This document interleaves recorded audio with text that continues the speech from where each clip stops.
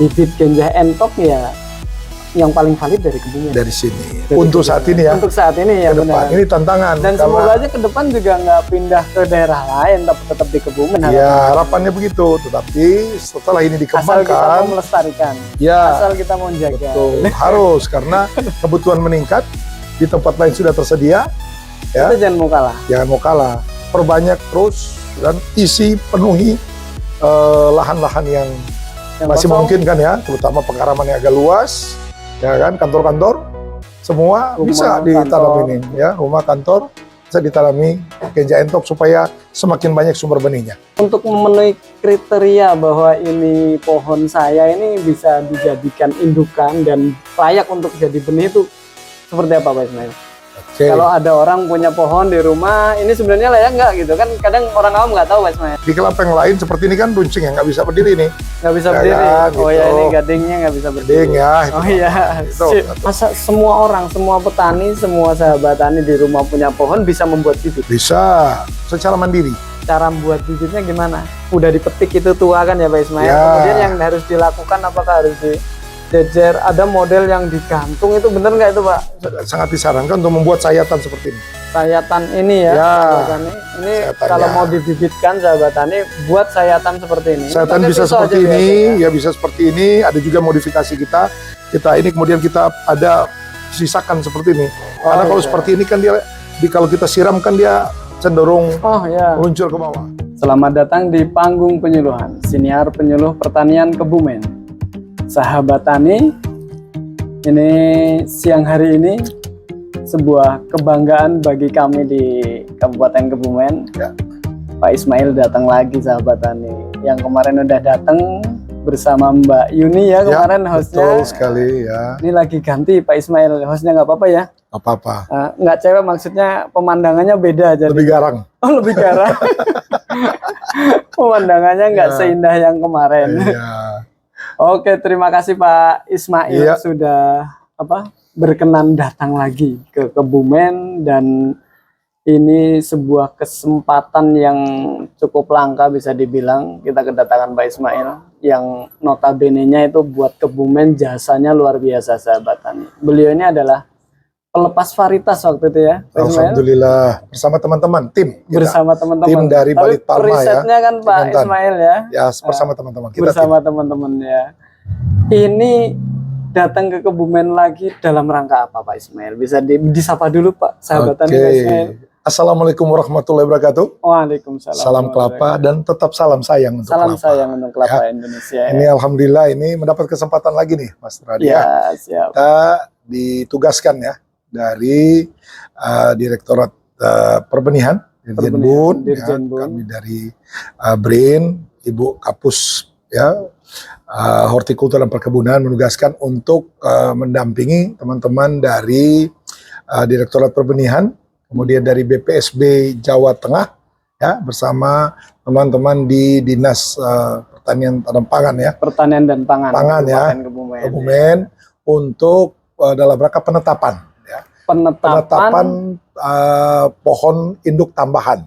Pohon induk tambahan. Ya, Kita sudah untuk punya Genja Entok pohon ini. induk yang awal dulu. Awal pada saat dilepas. PIT ya. saat dilepas, dan ini akan ada tambahan lagi. Ada tambahan. Kenapa? Karena pertama dari kebutuhan benih ya, yang terus meningkat. Benih se-Indonesia. Iya. Ini luar biasa memang. Luar biasa. Pak. Terus meningkat ini ya, Terus meningkat. seiring dengan program pengembangan ya kelapa di Indonesia.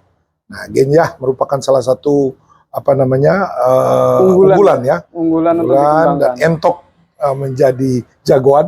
Jagoannya ya. di Genja. Iya, di Genja. Dengan kelebihan nanti kita bisa ulas nanti. Kemudian alhamdulillah juga ketersediaan pohon induk. Pohon Ya, induknya jadi ada. Jadi di awal kita pelepasan, jadi ada macam potensi ya yang belum terjangkau. terjangkau. Ya, Dan dulu tanaman-tanaman yang sudah punya umur yang cukup ya cukup tua. untuk sebagai PIT, pohon induk sebagai pohon sumber benih. Sumber benih. Nah, yang dulu belum terpilih ya, umur kemudian produksinya belum memenuhi syarat. Nah, saat ini melalui pengamatan teman-teman di dinas ya. Kita nomorin waktu Kita itu nomorin semua ya, Mas Nurhali mungkin ikut ya. Ikut, Pak Ismail. Teman di sini ada Pak Samsu ya, Mas Samsu, Mas Pak Iwan, Iwan, dan semua lain-lain. dan semua tim lah. Ini sudah bekerja memilihkan ya sesuai kriteria yang kita sudah tetapkan. Iya. Ada rambu-rambunya. Nah, rambu-rambu ini yang dipenuhi, kemudian dapatlah sekian pohon, kurang lebih 600-an mungkin ya 600-an, diusulkan ya pada periode ini. Ya, ini udah yang kesekian, 6 kalau nggak salah ya. Ada tangan saya di sini yang penetapan yang kesekian kali. Nah, harapannya pada saat kita datang ini ditetapkan lagi dan akan menambah pohon induk sumber pohon benih indukan terpilih yang nanti benihnya bisa untuk didistribusikan ke seluruh Indonesia. Jadi nambah pohon berarti nambah sumber benihnya. Benihnya yang sekian potensinya per tahun. Ini ya, 100 potensinya meninggal. sekian ya kalau nggak salah 130. Tapi ngobrol-ngobrol soal PIT ini hanya ada di Kebumen, Pak Ismail. Sementara untuk PIT, ya untuk PIT ya masih baru ada di Kebumen. Karena memang aslinya sini ya. Kebumen aslinya ya. di Kebumen. Kemudian memang sudah dikembang-kembangkan di daerah lain. Tapi belum kan dikembangkan di tahun PIT. Mulai dikembangkan mungkin tahun 2000 ya. Di luar karena kan ditetapkan kapan dirilis di tahun 2019.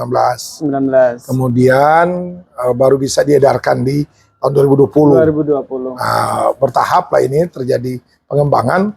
Nah, kalau di tempat lain ini sudah berbuah, sudah stabil ya. Nah, baru kita bisa jadikan melirik itu daerah lain untuk ya jadikan sumber PIT. Tapi sementara ini ya yang paling tua indukannya, tetuanya itu ada di sini ya. Ada di sini. Yang asli. Jadi kalau sahabat tani pengen dapat bibit ganja entok ya yang paling valid dari Kebumen. Dari sini. Untuk saat ini ya. Untuk saat ini ya benar. Ini tantangan. Dan semoga aja ke depan juga nggak pindah ke daerah lain, tapi tetap di Kebumen. Iya, harapannya begitu. Tetapi setelah ini dikembangkan, asal kita mau melestarikan, asal kita mau menjaga. Betul, harus karena kebutuhan meningkat di tempat lain sudah tersedia. Ya, itu jangan mau kalah. Jangan mau kalah. Perbanyak terus dan penuhi lahan-lahan yang masih kosong. Memungkinkan ya, terutama pengaraman yang agak luas. Ya kan, kantor-kantor semua rumah, bisa ditanam ini ya, rumah kantor bisa ditanami ganja entok supaya semakin banyak sumber benihnya. Nah ini Pak Ismail ngobrol-ngobrol terkait PIT ya Pak Ismail. Itu PIT kan kadang di sini ada petani-petani yang mungkin tidak terjangkau oleh kita petugas di lapangan saat pendataan untuk didata kembali penambahan PIT. Tapi sebenarnya ada petani yang punya pohon di rumahnya masing-masing. Ini saya yakin masih banyak. Nggak hanya di beberapa kecamatan yang kemarin kita keliling kunjungan itu, tapi di luar itu pun ada orang-orang yang punya pohon ganja entok dan itu benar-benar ganja entok dan bagus pertumbuhannya. Itu untuk memenuhi kriteria bahwa ini pohon saya ini bisa dijadikan indukan dan layak untuk jadi benih itu seperti apa Pak Ismail? Kalau ada orang punya pohon di rumah, ini sebenarnya layak nggak gitu kan? Kadang orang awam nggak tahu Pak Ismail. Nah, paling mudah ini menarik ya. Yang pertama adalah memastikan ya kan, bahwa pohon itu yang dimiliki oleh penduduk ini kan adalah pohon ganja entok. Ciri-cirinya kan sudah sering kita jelaskan kan. Kemarin dari batangnya sama karakteristik daunnya, warna buahnya yang hijau muda ini kan. Beda dengan ini ya. Beda dengan ini ya. Ini ganja lain, ini warnanya kuning. Ini jelas hijau. Entok yang hijau seperti ini. Nah, sehingga itu memastikan dulu. Itu kaitannya dengan kebenaran varietas. Varietas ganja entok punya ciri-cirinya. Nah, kalau sudah, kita tentu memperhatikan terkait penampilan, performan dari pohon itu. Dia harus sehat. Pohonnya harus sehat. Selain tadi punya batang yang kecil, tidak punya bol. Udah dipastikan ganja entok. Tapi juga harus sehat. Pastikan kesehatannya bahwa itu tanaman terurus ya. Ditandai dengan apa? Daunnya yang tidak terserang hama, ya kan? Terserang hama. Kemudian juga kaitannya dengan produksinya. Ada batas minimal produksi. Iya, buah minimal 7 butir. Satu tandan minimal 7 butir. Ya, dan harapannya penuh ini sampai di atas standarnya. Kelapa kan tidak punya musim. Harusnya ada terus. Ada Setiap terus. keluar bunga harusnya jadi buah gitu jadi ya. buah. Walaupun dalam perkembangan tanaman ini ada masa dia memang menurun produksi karena ada periode tertentu tidak turun hujan, kebutuhan Kekurangan air unsur tidak haranya, kebutuhan airnya kebutuhan air terutama tidak terpenuhi, apalagi juga mungkin unsur hara di lingkungan itu kurang. Nah, maka periode tertentu Buahnya tidak lebih terjadi sedikit. pembungaan yang Sempurna. sempurna, pembuahan, sampai akhirnya kita melihat ada tandan yang tidak ada buahnya atau hanya sedikit. Ya, tapi relatif kita lihat secara itu harus lihat Minimal ada satu tandan 7 buah. Ya. Terus tandan yang berbuah itu ada berapa tandan Ya. dalam satu pohon, Pak? Harapannya kita pengamatan di 3 tandan terbawah, melihatnya. Ini Minimal 3 tandan terbawah ada ini 7 gitu ya. Kemudian kita melihat di tandan-tandan di atasnya juga Cenderung buah normal kecil, lah ya. buah kecil yang lebih kecil sampai bunganya itu banyak. Masih ada dan sehat lah, Ya. terlihat sehat gitu ya. Ini berhubungan dengan potensinya sebagai pohon induk nanti, karena kita dalam kriteria itu seperti kita mengenal istilah bibit bebet bobot. Itu syaratnya itu. Betul. Produksinya harus bagus karena ini mau jadi sumber benih untuk diturunkan kepada penerusnya ya. Tanaman Benih, lagi. gitu. Itu mengenal itu. Kalau sudah kita pastikan seperti itu, kita bisa mengambil ya buah dari pohon yang kita sudah pastikan tadi memenuhi syarat. Iya, syarat. Kita ambil buahnya. Buah harus sudah relatif kering ya. Sebenarnya matang sempurna sebenarnya ya. Tidak harus sampai kering seperti ini. Ya, sudah mulai agak kecoklatan di sini ada tidak ada coklat. ya. Biasanya kan ada yang gitu kuning gitu masih. Ya, belum masih hijau. hitam. Dia kan hijau ini kan. Oh iya, hijau tapi ada semburat hitamnya. Ya, semburat coklat ya. Berapa persen itu minimal? Ya, kurang lebih sekitar 50% lah. Udah semburat. Udah semburat itu memastikan dia bahwa sudah matang sempurna, ya matang fisiologis. Pada saat diturunkan, ya pada saat kita panen, dan perlu diketahui di dalam satu tandan itu tidak sama umur buahnya. Oh tidak. Karena proses penyerbukannya itu beda. Kadang yang ujung lebih dulu. Kemudian lebih tua. Yang lebih dekat pohon Betul lebih sekali. muda. Lebih muda sehingga dia berarti harus nunggu sampai yang lebih di standarnya yang paling dekat pohon itu ya. Yang lebih muda itu udah semburat. Tapi sebenarnya karena dekat rumah kita bisa panen bertahap. Oh gitu, boleh ya, juga. Ada yang agak ya ambil 2 butir, turunkan. Ini berhubungan dengan nanti keseragaman. Ya, biarkan dia mencapai umur fisiologis ya, matang fisiologis yang paling dekat dengan pohon ini. Nah, baru kita ambil. Jadi nggak apa-apa panennya agak bertahap ya. Karena ini juga mudah sahabat tani. Manennya hanya pakai apa? Galah bambu. Galah bambu. Itu cukup. Bahkan kalau masih pendek bisa dipetik langsung. Bisa dipetik langsung. Ya, jadi itu. Jadi pada saat kita panen, kemudian kita ngecek ya kan masih berlaku. Salah satu mengecek untuk kematang fisiologis, kita coba goyang begini ya, goncang ya. Ya, ini bunyinya sahabat tani. Ya, kemudian tahu bahwa sudah indikator kematangan fisiologis, bahwa sudah berkurang airnya. Ya pada saat masih muda, ini kita digoyang karena airnya penuh. Ya. Jadi kalau ini berkurang, jadi dia bunyi. Nah, ada bagian yang kosongnya itu di dalamnya. Salah satu indikator. Ciri kalau ini udah tua, ya. Fisiologis, ya. Kalau sudah, nah itu kita sudah bisa atur pembibitannya, ya pesemaian. Ya. Itu tentunya. Termasuk ini Pak Ismail, ini kemarin kayaknya di podcast yang lalu ini belum sampai detail ada contohnya seperti ini sahabat tani. Ini kan contoh yang gek. Ini bedanya sama kelapa yang lain di saat tuanya itu apa ini? Ini warnanya kan kehitaman apa ya gini ya, jadi cenderung hitam. Kadang kelapa dalam ada yang agak memang relatif relatif ini seperti ini kan beda dengan yang tadi yang relatif gelap ya. Ya ini hampir sama di setiap kelapa sih kalau sudah. Intinya warnanya gelap ya, cenderung gelap, nggak terang gitu ya, nggak coklat terang gitu. Ya. Tapi ciri-ciri juga dari ini untuk memastikan buah genja entok kebumen itu bagian pangkal di bawahnya ini cenderung rata ya di bawah ini ya. Nih, agak masuk ke dalam gini ya, bisa masuk ke dalam dan bisa kita tegakkan seperti ini. Ya kan? Agak ujungnya itu masuk ke dalam sahabat tani, bisa berdiri kayak gini. Berdiri gitu ya. Ciri di kelapa yang lain seperti ini kan runcing ya, nggak bisa berdiri nih. Nggak bisa berdiri. Kan, oh ya, ini gadingnya nggak bisa berdiri. Gading ya. Itu itu satu. Betul. Ukuran buahnya besar. Kemudian ini yang menarik tadi yang sudah sempat diangkat ini daging daging sabutnya relatif tipis ini. Oh ya iya. tipis, sehingga Sabutnya ini tipis, kelebihan sahabat tani. sebenarnya dari Ini cuman berapa senti paling ya Pak? iya, ini kita melihat komposisi antara buahnya dengan sabutnya, ya.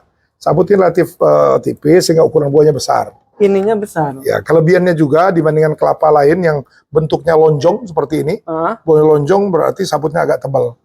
Ya, kalau dia bulat seperti ini, sabutnya relatif tipis, sehingga butirannya besar. Besar. Gitu. Dan itu yang kita cari.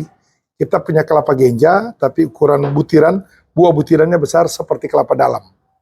Gitu. Ini kelebihan genja entok sebenarnya salah satu kunci ada di performan dari ataupun penampilan daripada buahnya yang tadi. Tidak kalah sama kelapa tidak dalam kalah yang seperti kelapa dalam yang kita harus menunggu lama, kemudian dia cepat tinggi gitu. Susah metiknya. Ya. Dan ini mudah metik tapi nggak kalah sama kelapa dalam.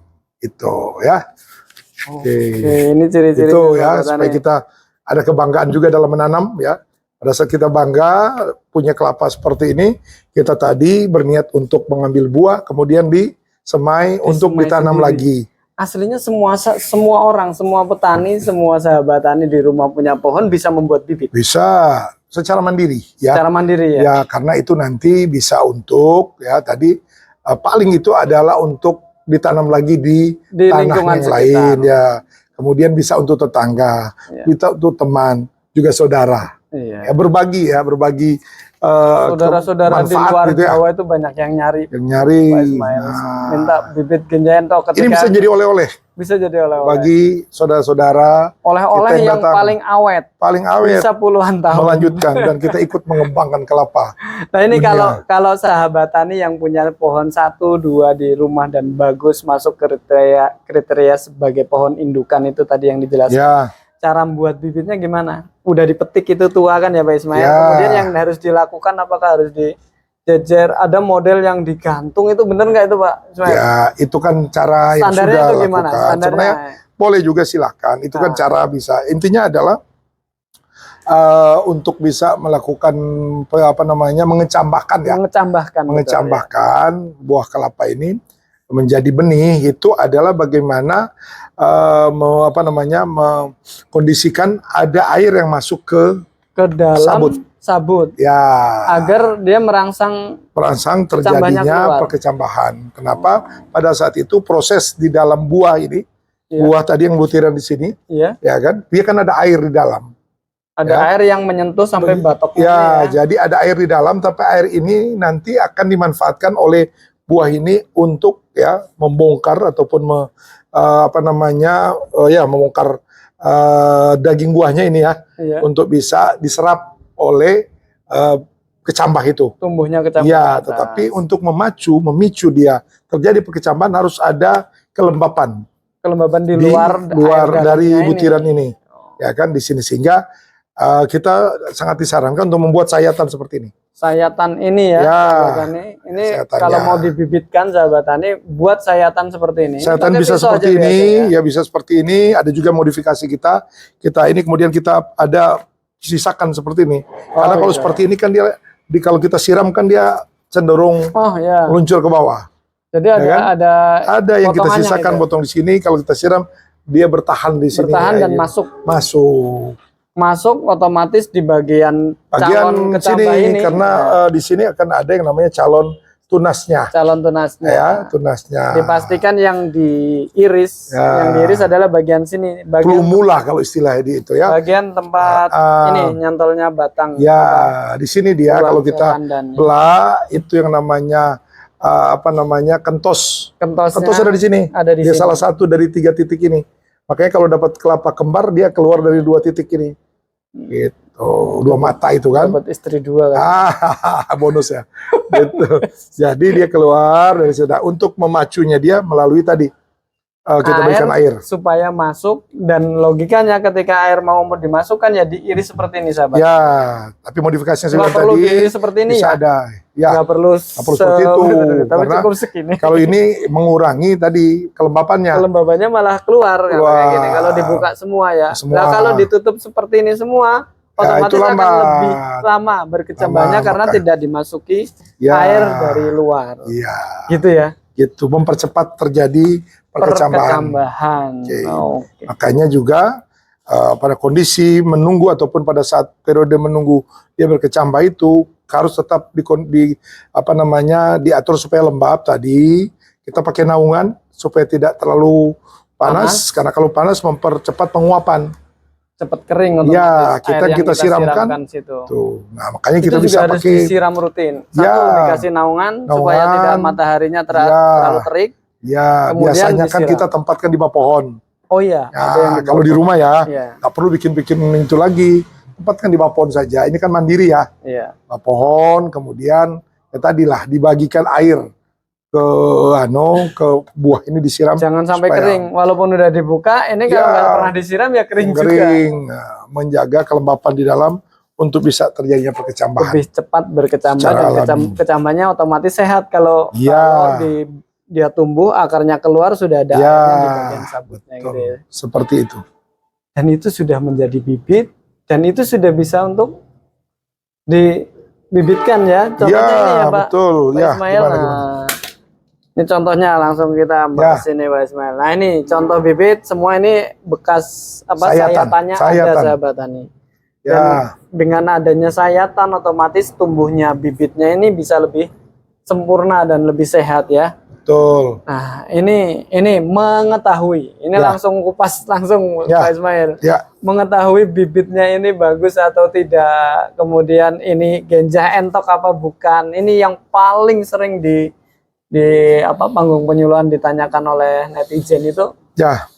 Ini mau tahu kenapa ganja entok yang beneran itu dan bagus bibitnya itu seperti apa. Oke. Ini mungkin singkat dijelaskan Pak Ya. Ismail dari apa yang ada di hadapan kita ini termasuk Oke. sehat apa enggak, kurang apa ini. Ya, oke. Yang pertama tadi seperti yang saya bilang, kita harus kembali ke menentukan benar nggak ini buah. Bibit Buahnya ini berasal dari pohon dari yang entok. tadi. Kalau yang tadi secara mandiri, ya teman-teman, ini sudah pasti kita Sudah tahu. pasti ya. Oh dari ini situ, kita dari tahu pohonnya kita. ibunya dari mana. Ibunya Ya kan bapaknya bukan urusan kita. Ibunya yang paling penting kalau di kelapa Ibunya kan. ganja entok. Bapaknya kita nggak tahu karena penyerbukan silang ya. Iya, bisa Jadi dari nggak tahu, angin nggak dan perlu tahu lain-lain. siapa bapaknya. Yang penting kita ambil dari induknya, dari ibunya. Ibu ganja entok. Induk ini kalau punya sendiri nggak masalah, kita sudah tahu. Iya. Tapi kalau kita harus membeli, kita harus pastikan ciri-cirinya. Karena kita sulit untuk menelusuri. Ini yang beli dari mana, ngambil Iya. dari pohon mana. Ya kan? Pada Iya. saat kita membeli, kita harus punya yang namanya kriteria. Ya. Kriteria pertama, lihat ukuran buahnya. Kalau seperti ini kan kita bisa lihat. Kalau kita ketemu ngaku genja entok, Tapi bentuknya ukuran kayak dan gini, bentuknya seperti ini berarti bukan. bukan. Dari segi Fisik bentuk, penglihatan. ukuran dan bentuk. Ukuran dan Ini kan ukurannya relatif kecil, bentuknya lonjong. iya. Genja entok besar, relatif Cenderung besar, bulat ya. bulat. Itu satu. Kalau warna nggak bisa lagi, sudah jadi coklat semua. Padahal asal usulnya dia hijau, Hijau. ya yang masih tadi ada semurat kan, Iya. lama-lama jadi nggak bisa lagi jadi indikator itu. Semua jadi coklat itu. Ya, tapi yang bisa menjadi indikator berikutnya adalah pangkal pelepah ini. Pangkal Ya. ini ya. Ya ini lah. Iya. Ya kan pangkal pelepah seperti itu. Bibitnya. Ya, dia wajib hijau, Oh, teman-teman. wajib hijau. Kalau dia keluar kuning, berarti bukan. Kuning atau merah biasanya? Merah. Cenderung merah. Yang nggak ada itu. biru. Biru nggak ada. Gitu ya. Pink apalagi. Pink apa lagi ya? Oke, kelapa pink. Nah, itu mah lain lagi itu karena ada justru ada itu yang namanya Oh, kelapa itu ya, benar. ya, Yang kelapa. cungap merah. Aha. Nah, itu akarnya pun pink itu. Iya, Itu iya. ada. Itu malah mahal itu. Nah, kalau ini hijau aja. Ini hijau. Ya, ini hijau. penciri bahwa Indikator bahwa dia Genja genja entok. entok ya. dari Jadi bibitnya. ukuran bentuk genja entok ya. Nah, ini akan terjadi kalau kita bisa memastikan itu lebih bagus kalau ada pembanding. Ya kan? Berarti yang bentuknya, ukurannya, warnanya. Nah, pada saat dia seragam berarti kita pastikan dia sudah entok semua. Sudah entok semua. Ya, bibit kalau kita mau beli banyak. Oh Ya, iya, kalau cuma beli satu, ya kan? Kita beli banyak, kita pastikan itu. Kemudian dari kesehatan bibitnya. kesehatan bibitnya. Ya, pertama dari warnanya ini hijau kan, nggak ada percak-percak kuning Nggak ya, nggak ada coklat gitu, yang mengindikasikan ada kekurangan unsur hara ya. Pertama, atau serangan kedua penyakit serangan bisa hama jadi atau ya. penyakit fisiologis itu unsur hara. Unsur hara. Kalau penyakit yang lainnya bisa menyebabkan Patogen. percak-percak gitu kan, patogen. Kalau hama berarti ada gigitan-gigitan. Iya, iya. Nah, pastikan dia sehat karena ini bibit bebet bobotnya dilanjutkan di sampah ini. Sebelum kita jadikan sebagai benih penerus. Benih penerus di tempat kita. Penerus tempat kita. Bagian dari keluarga kita. Keluarga ini rumah. kita. Jadi mau milih sama kayak milih istri ya Pak? Iya, jangan salah pilih. Bebet bobot itu ya. Oke, pastikan ya. Jadi secara ini fisik bisa kita lihat. Fisik dilihat. Kita harus tahu juga asal usulnya dari mana. Dari Ya kan? Kebumen itu pastinya ya. Gitu Karena ya. sumber PIT hanya di Kebumen. Iya. Sekarang ya. Sekarang Ikut, ya. hati-hati dengan saingan. Hati-hati dengan saingan. Oke, bibit beres ya.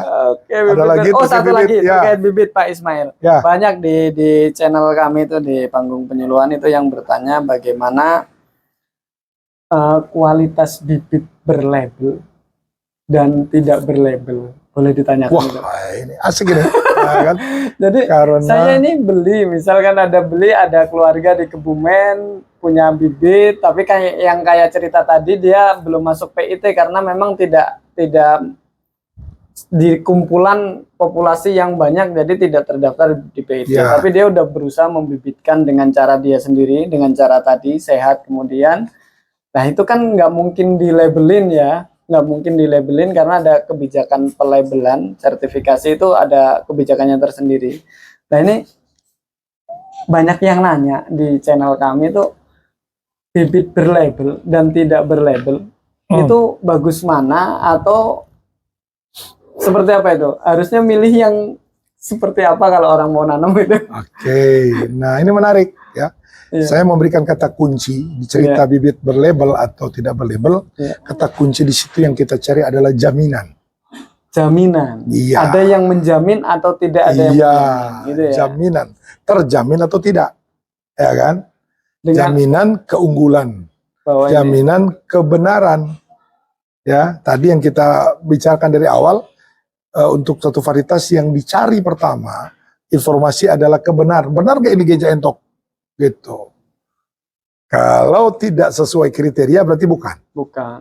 kebenaran. Berarti kita harus cek asal usul tadi. Harus Di mana ngambilnya? meluncur ke indukannya di Indukannya mana? kita cek berarti pohonnya Ada benar gak ini, ya Dia kan? beneran Diambil atau dari tidak, mana? ya. Itu yang benar-benar kita telusuri, ya kan? Sama seperti kalau mencari pasangan harus mengecek Oh iya. siapa orang Bapaknya tuanya, siapa? bapaknya siapa, Bapaknya. ya kan? Tinggal di mana, Betul. neneknya siapa, kan Itu begitu ya? bebek bobot itu Itu ya. pasti salah satu ya. Jangan karena sudah cantik kemudian dia tutup mata kemudian. Ya. Payah itu. Banyak yang cantik. Oke. Nah, pada saat penelusuran itulah ya kan yang kita mau menjamin. Nah, pada saat kita bertemu dengan kondisi bahwa sudah tersedia bibitnya, Iya. pertanyaannya berlabel atau tidak, Iya. ya kan? Betul. Berlabel berarti sudah melalui yang namanya pengecekan, pemeriksaan oleh yang terkait, Yang berwenang mengecek berwenang, ya tentunya di yang berhubungan dengan sertifikasi. BPSB dan BPSB berarti ya. Sudah turun, mereka cek. Mereka yang telah mengecek kebenaran varietas tadi dan keunggulan tadi, ya. Kemudian juga syarat-syarat benih butiran Iya. tadi, butiran yang kita tunjukkan tadi. butiran ini Seperti ya. ini udah benar, Udah benar bahwa ya, ini baru dilanjutkan dengan bibit yang sudah benar. Semua itu ada syarat-syaratnya. termasuk kegiatan Pak Ismail hari ini di sini. Ya, itu kita bagian dari bagian bagaimana dari menambah Pohon induk terpilih. pohon induk terpilih yang nantinya buat BPSB sebagai acuan bagaimana berapa Betul. kuota pelabelannya. Ya, tidak boleh melebihi kuota. Tidak boleh melebihi kuota Ya, produksi. kalau melebihi PIT. berarti ada sesuatu di situ. BPSB-nya ada sesuatu. Ya, maksudnya ada sesuatu di penangkarnya. Di penangkarnya. Berarti lebih dari itu ya, harus bisa dijelaskan. Karena Gitu. potensinya kan sudah jelas berapa. Potensinya Gitu ya. dari Kalau PIT lebih, yang ya, tadi kita hitung berarti ada tadi, yang usulan ya, sekarang ini 600-an ya. itu ya Pak Ismail. Betul, Ya. tambahan ya. Tapi sebelumnya kan sudah ada. Sudah Harus, ada. harus dihitung totalnya. Totalnya Gitu. nanti dihitung potensi per PIT berapa. Nah itu kapasitas maksimal untuk mengeluarkan label oleh BPSB, gitu ya. dalam 1 tahun. Dan label itu hanya sebagai, bukan hanya ya, ya dia sebagai penjamin bahwa ini asli, Ya. bahwa ini dari PIT menjadi unggulan. Yang menjamin adalah pihak yang berwenang di Ya. di pemerintahan kita. Ya, itu Gitu ya. artinya ini menjamin keamanan ataupun memastikan ya kan, bahwa tidak ada kesalahan dalam membeli pembeli. ketika ada gitu. labelnya. Tapi kalau memang ada tadi yang membibitkan sendiri kan tadi Oh dengan ya, kualitas itu. yang Ya. baik, itu bisa juga nggak kalah baik dengan yang berlabel kan ya Pak Ismail? Iya, karena intinya kalau memang benar ya, ini bicara tinurani ini, Iya. ya kan, ada Saudaranya perjualan benar-benar antar bisa saudara ini dipercaya kan, lah ya. ya dipercaya, Ya. ya kan, om kita ngasih benih kan, Masih. nah kemudian oleh-oleh. Nah kalau kita mempertanyakan label, ya beliau belum bisa memberikan, Belum, iya. karena tidak proses itu yang dilalui, Iya betul. ya kan. Yang ini adalah bagaimana kita menjamin, ya menjamin itu yang namanya Genja Entok. Kalau disebutkan Genja Entok dan sudah memenuhi kriteria yang tadi, yang perlu kita pahami ini berhubungan dengan genetik, ya. Genetik. Iya, mutu genetik, ya. Jadi kalau Genja Entok itu diambil dari pohon yang bibit yang Genja Entok dari pohon yang tadi, dia akan mewariskan sesuai dengan induknya. Sesuai dengan induknya. Iya, kenapa ini berbeda dengan tipe kelapa dalam yang akan cenderung terjadi persilangan ataupun genjah lainnya yang mudah terjadi persilangan. Genjah Entok ini hasil penelitian kita waktu pelepasan, tingkat kesetiaannya ini nggak mudah selingkuh. Iya, kenapa? Kelapa dalam itu cenderung terjadi persilangan tadi, selingkuh karena perbedaan periode bunga betina dan bunga jantan. Yang gitu, jantannya sudah selesai di satu tandan baru siap bunga betinanya. Dia dapat dari tetangga. Oh gitu, kalau kelapa dalam gitu Entok, ya, Genja Entok ini dia terjadi overlapping yang sangat besar. Ya waktunya. Ya sangat panjang ya, bukan waktunya. Yang demikian dia cenderung mendapatkan serbuk sari dari pohonnya. Dari bunganya yang terdekat. Iya, dari pohon yang sama. Bunga yang sama. Sehingga terjadi itu. Sehingga ada jaminan di situ. Kenapa kita bisa buktikan? Di lapangan kita melihat tanaman yang kita identifikasi Genja Entok batangnya lurus. Sama. Tidak ada bol. Iya. Kenapa? Karena berarti itu ada kestabilan genetik. Tidak terjadi persilangan antar pohon. Gitu. Walaupun ada kelapa dalam di tetangga, si tang dia tidak tertarik menerima karena dia sudah ketemu dengan bunga satu rumah. Bunga di satu rumahnya yang terdekat dalam satu bunga itu. Jadi nggak kemungkinan dibungai, diserbuki oleh bunga lain, nggak seperti kelapa dalam ya. Itu. Jadi ketika prinsipnya kalau sahabat tani mau milih berlabel atau tidak berlabel itu tergantung mau dijamin oleh siapa gitu ya. Gitu. Kalau berlabel artinya sudah dijamin oleh pemerintah, dalam hal ini ada proses panjang, ada BPSP dan lain sebagainya yang meneliti bahwa kebenaran paritasnya dan lain-lainnya. Betul. Nah kalau sahabat tani mau membeli tidak berlabel pun nggak apa-apa kan ya, asal yang menjamin itu benar-benar dapat ini tingkat kepercayaan dan hati nurani si yang mau menjual itu. Si yang mau menjual, omnya misalkan nggak bohong, omnya mau bohong sama ponakannya, itu bisa artinya boleh silakan tapi sesuai aturan untuk peredaran benih itu ya harus berlabel. Untuk peredaran skala luas. Ya, peredaran. Kalau bertetangga mungkin satu desa sama-sama Kebumen. Karena kita harus membawa satu bibit ke sertifikasi terlalu jauh. Iya. Tapi harapannya tetap harus dilabelin aturannya itu. Aturannya. Kalau tidak memenuhi, kita akan disalahkan. Oh gitu. Ya. Walaupun kualitasnya juga bisa jadi nggak kalah dengan yang karena ini genetiknya. Genetiknya itu sesuai. Jaminannya kan. Jadi kalau bahasanya Pak Ismail kemarin ada mutu fisik sama mutu genetiknya itu tercapai semua bahwa itu Genja Entok yang bagus, aman kita dalam menanam. Ada kepastian jangka panjang. Kepastian dalam jangka panjang. Itu jangka panjangnya lumayan ternyata sahabat tani, bisa sampai 50 tahunan. Ya, tapi diawali dengan jangka pendek. 2-3 tahun sudah mulai keluar. Ya, kita lihat penampilan buahnya. Itu dia yang mau saya tanyakan lagi Pak Ismail. Ini terlalu panjang nggak podcastnya? Nanti bisa dibuat 2 segmen lah ya Pak Ismail. Terserah. Nggak apa-apa ya? Silakan. Ini banyak banget pertanyaan dari sahabat tani. Mumpung kita lagi asik diskusi ini. Ya kan? Ini masuk ke itu tadi, budidayanya ini kan ya, budidaya. Tadi kan benihnya, bibitnya sudah dijelaskan. Semoga sahabat tani bisa mengambil pelajaran dari obrolan kita ini. Kemudian ada lagi yang tanya Pak Ismail itu terkait bagaimana budidaya sampai kita membuat apa kelapa ganja ini, entok ini benar-benar ganja. Karena kadang ada kegenjahannya, kecepatan berbuahnya itu ternyata berbeda-beda ya Pak Ismail ya. Ya. Ada yang 2 tahun katanya, 2-3 tahun sudah berbuah. Ada nanam tapi kok belum berbuah sampai 4 tahun. Itu yang mempengaruhi apa Pak Ismail? Oke. Misal sudah dapat sama-sama bibit yang kualitasnya sama tadi ya. Kemudian kok tingkat berbuahnya itu berbeda-beda, lama berbuahnya itu kenapa Pak Ismail? Oke.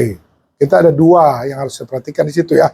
Pertama, ya kita harus tetap kembali bahwa di dalam ilmu ilmu genetika itu ada yang namanya genetik dan lingkungan.